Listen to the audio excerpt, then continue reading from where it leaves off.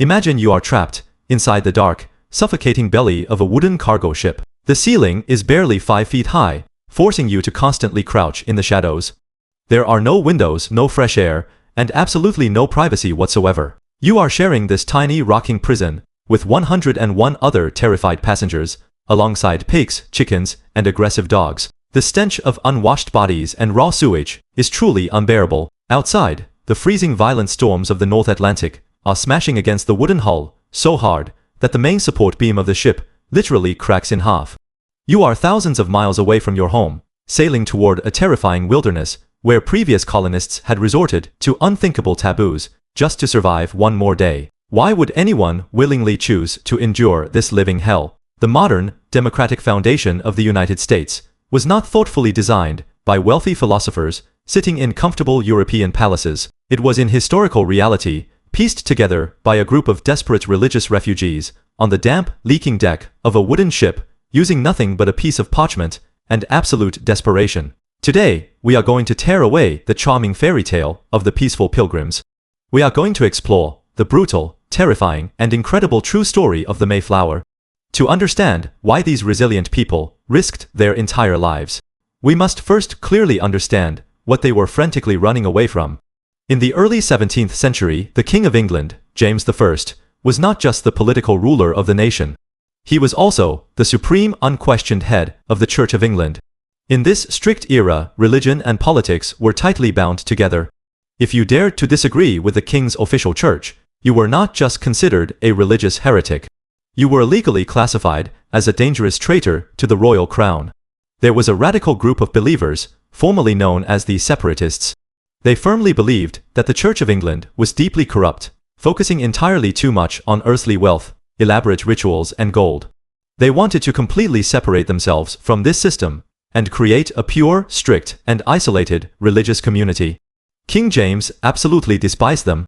He sent his royal agents to secretly spy on them, constantly harass them, and throw their spiritual leaders into damp, rat-infested prisons. Facing this relentless daily persecution, this small congregation made a profound and desperate decision. They decided to flee the European continent entirely. Initially, they did not sail to North America. They escaped across the English Channel to Leiden, in the Netherlands.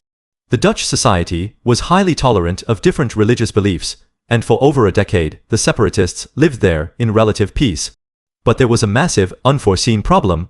The Netherlands was a vibrant commercial and highly liberal society.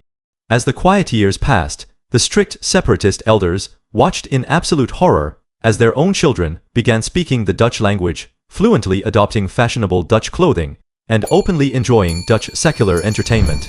They realized that if they stayed in Europe, they would not perish by the king's sword, but their pure fundamentalist identity would be quietly and permanently swallowed up by European culture. They needed a place, completely isolated from the corrupting influence of the modern world. They desperately needed a blank canvas, and so they looked toward the terrifying, unknown wilderness of North America. Financing this monumental expedition was an absolute nightmare.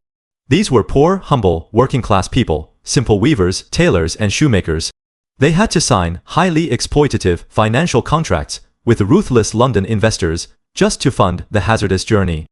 Originally, they purchased 2 ships, the Speedwell and the Mayflower. But the Speedwell was structurally compromised. It leaked so terribly that they had to abandon it just off the coast of England. In a state of total panic and confusion, they crammed as many people and necessary supplies as physically possible onto the single remaining ship. In September of 1620, the Mayflower officially set sail. It is vital to understand that the Mayflower was never actually designed to carry human passengers across the ocean. It was an old, battered vessel, built specifically to transport heavy barrels of French wine across the English Channel. It was completely unsuited for a massive transatlantic voyage, especially so late in the stormy season. The harrowing journey took 66 agonizing days. It was a rapid descent into psychological and physical madness. The passengers were locked securely in the damp gun deck, living in total darkness, as massive oceanic waves repeatedly battered the fragile ship. Sickness swept rapidly through the tightly packed, miserable crowd. During one particularly brutal ocean storm, the massive wooden main beam supporting the ship's mast completely cracked under the immense pressure of the ocean. Panic immediately erupted among the passengers and crew. They were stranded in the exact middle of the Atlantic Ocean. If the main beam failed completely, the ship would be torn apart, sending every single person to the bottom of the icy, dark ocean.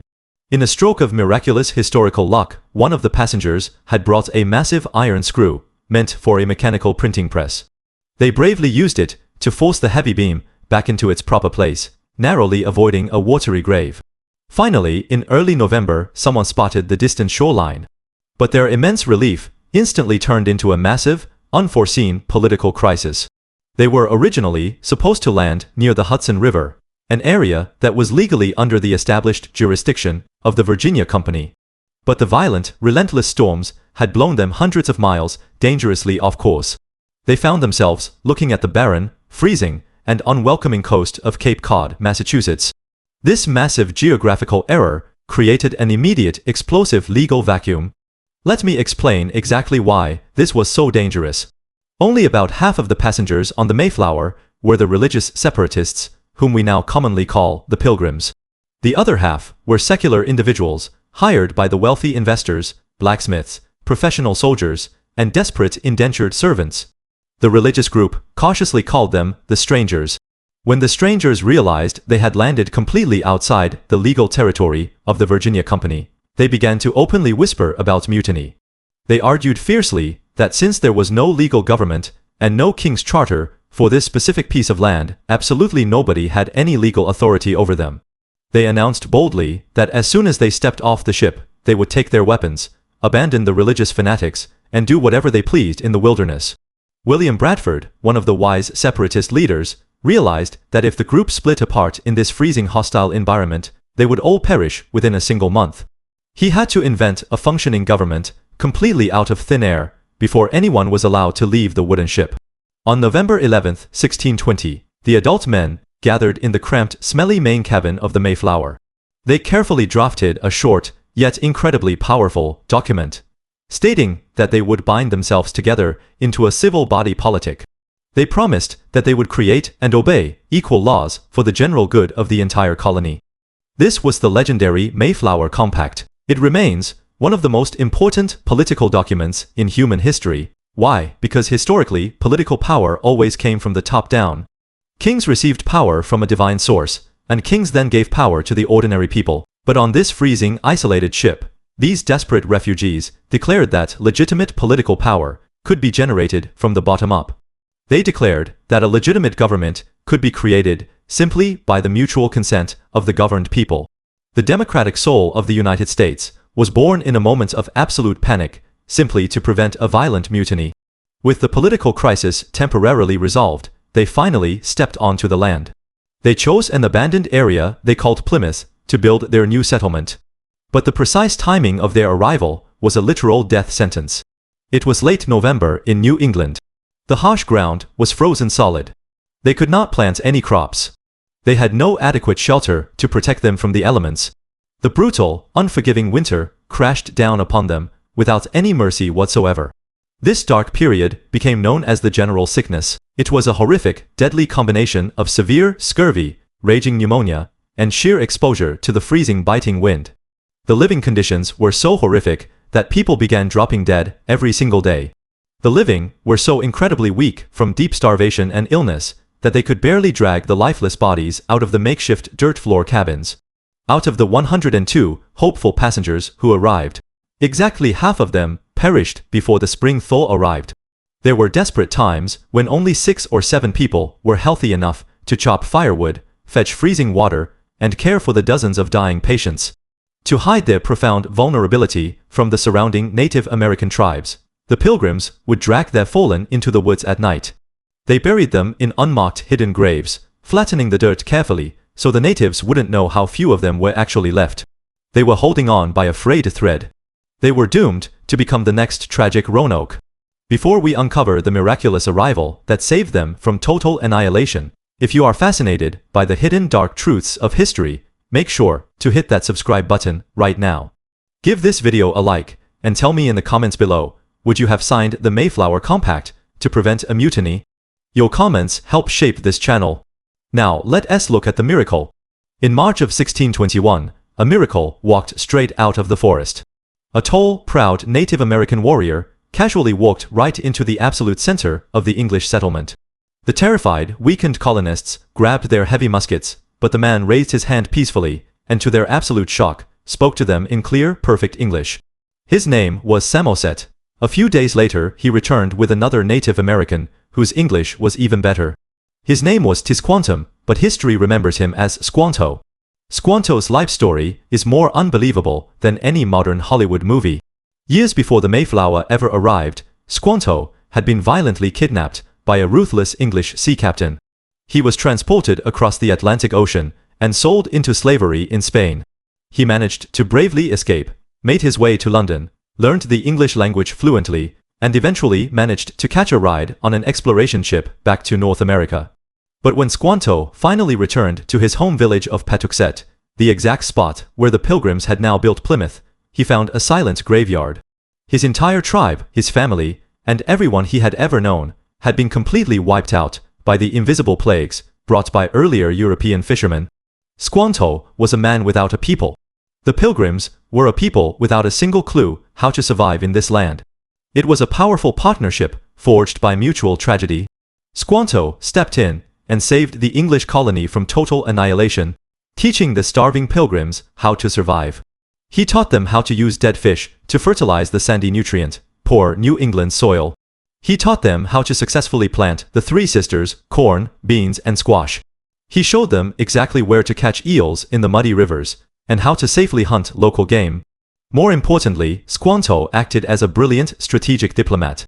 He brokered a fragile but absolutely vital peace treaty between the Pilgrims and Massasoit, the powerful chief of the local Wampanoag Confederacy.